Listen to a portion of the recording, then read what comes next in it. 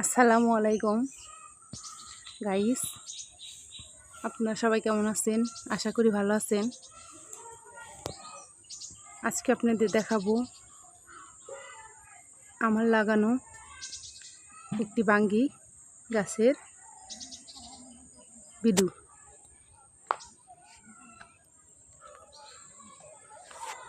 দেখেন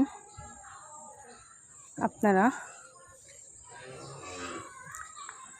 কত তরতাজা।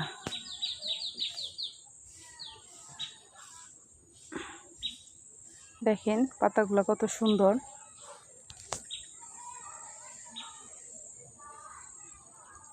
তরতাজা কচি কচি ডগা।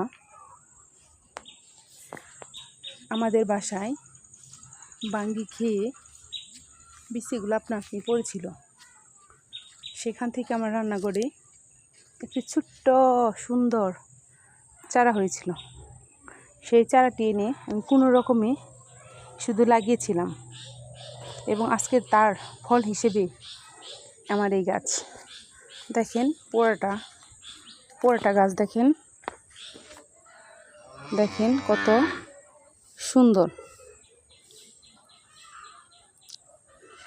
এটার পরিচর্যা তেমন কিছু হয়নি,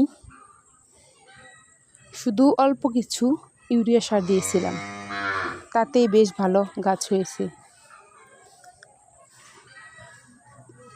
গাছটা দেখলে সবাই অনেক খুশি হয়। গাছে আপনার ফুলও আসছে।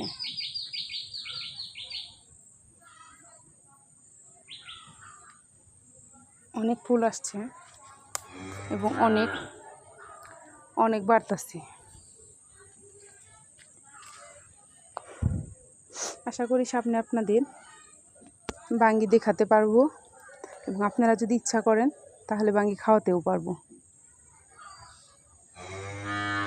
এটা অবশ্য বেলে মাটির ঘাস। এই মাটিগুলো বেলেই ছোট্ট একটা বস্তার মধ্যে লাগাইছি। অবশ্য গোড়াটা দেখা যাচ্ছে না। আপনারা সবাই দোয়া করবেন যেন আমার গাছটাতে অনেক ফলন হয় এবং এটাতে বেশি বেশি ফল পাওয়ার জন্য কি সার বা কী পরিচর্যা করতে হবে আপনারা আমাকে জানাবেন,